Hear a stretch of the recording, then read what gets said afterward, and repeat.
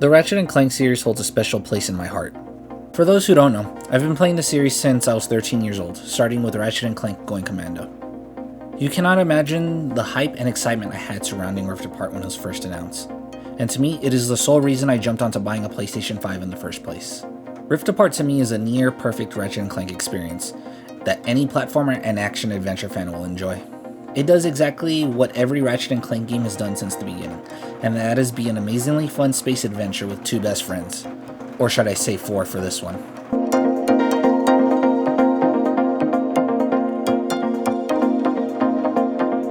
For those who don't know, the series follows Ratchet and his best friend Clank as they both travel the galaxy, completing space missions, going on space adventures, and becoming heroes in the process. Something I recently learned is that the series currently has two timelines, and this game is not a direct sequel to the PlayStation 4 remake. If you want a direct sequel to the remake, may I recommend Going Commando for the PlayStation 2? Joking aside, this game apparently takes place after Into the Nexus for the PlayStation 3. Kind of a bummer for those who have not played any of the previous entries, but I think what makes the series work so well is that any game can be considered an entry point to the series, since they all have their own self-contained stories within each game.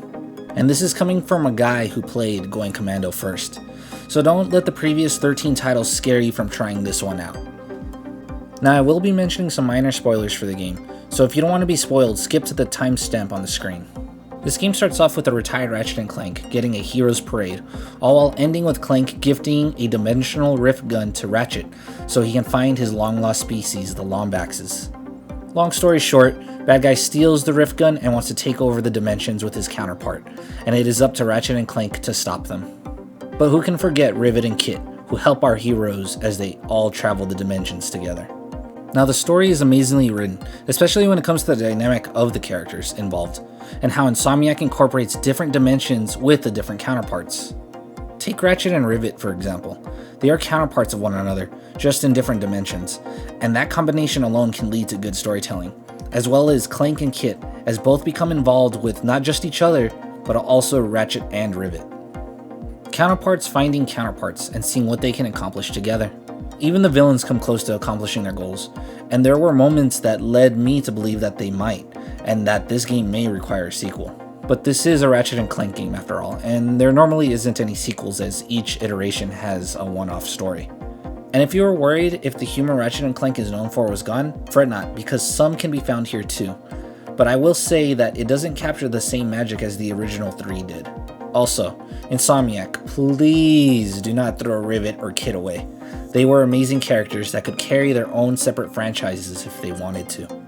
In fact, I could see Rivet and Kit being given the torch here as our heroes finally go into retirement. But I doubt that will happen, and Rivet will probably fall into the missing Lombax list like the others, which leads me to my biggest gripe with the story in the entire series.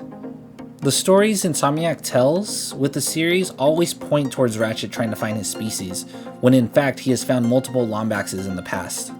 Where's Angela? And did Ratchet just forget about Alistair? They are both Lombaxes that Ratchet has met and interacted with.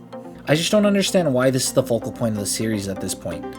But it is a small complaint, and as I said, each game tries to have their own self-contained story, so I'll chalk it up to that. The game does suffer from a pacing issue, everything just happens so fast, and some may argue it's too fast. The game to me was over in a heartbeat, and I pretty much accomplished everything in less than a week. I even platinumed the game. Makes me wish that I just had a little bit more time to take in the beauty, gameplay, and story, but sadly that does not seem to be the case.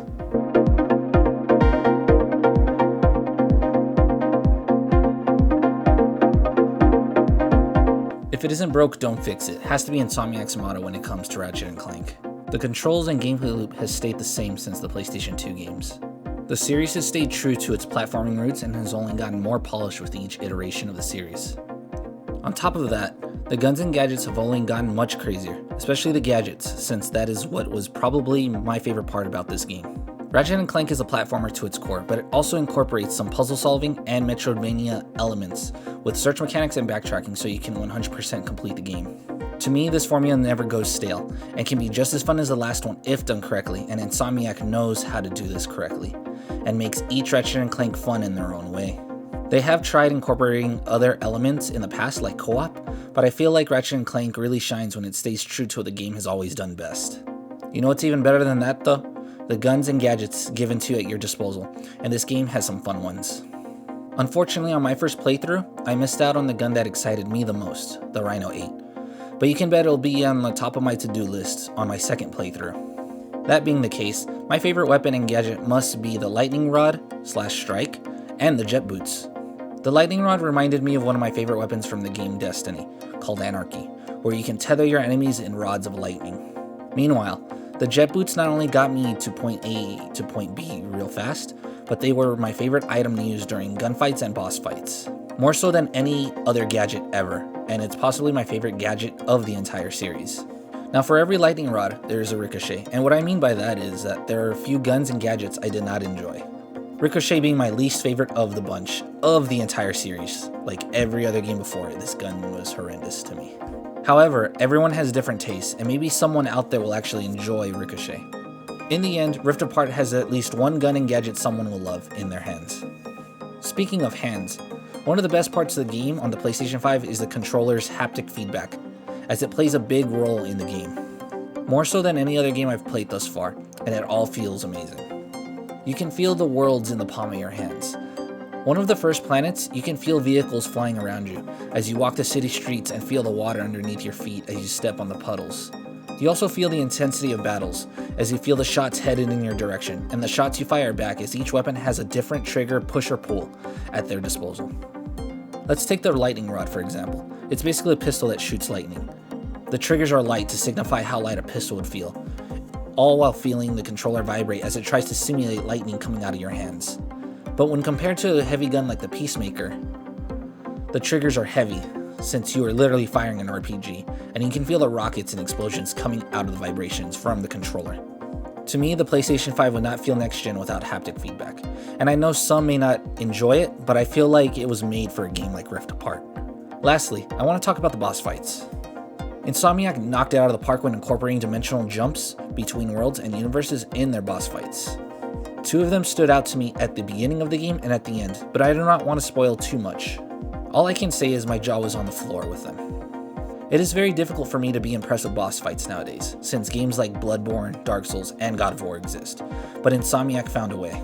I completely understand why this is only on the PlayStation 5, and that is for the sheer fact that the game is instantly loading you between these worlds and dimensions, literally live within the game during these boss fights, and it must take a lot from the system to do so. The PlayStation 5 only continues to impress me as more next-gen games continue to roll on out.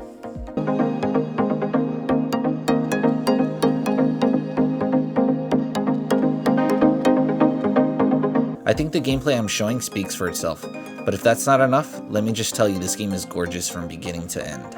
The PlayStation 5's power is on full display, graphically, down to the moving front Ratchet and Rivet's body, vibrant explosions and effects, shadows that I had no idea could exist, and finally ray tracing, meaning the reflections that come off surfaces like robots, glass, and metal.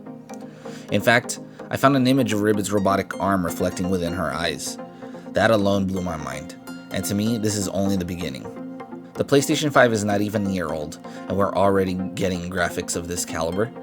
I cannot wait to see what other companies can accomplish in the future. I cannot praise this game enough graphically, because Insomniac really went out of the way to show us what the PlayStation 5 is capable of, and it is only going to get better from here. Sound-wise, nothing really blew me away. I would not say that Ratchet and Clank are known for their music and sound, because it is usually the same in every game. The new voice acting is well done, especially with Rivet and Kit played by Jennifer Hale and Deborah Wilson respectively. And the gun and gadgets all sound amazing, but like I said, that is usually a staple with all the Ratchet and Clank games. Some music is there, but it's not something that would blow your mind away like Persona 5 or Hades.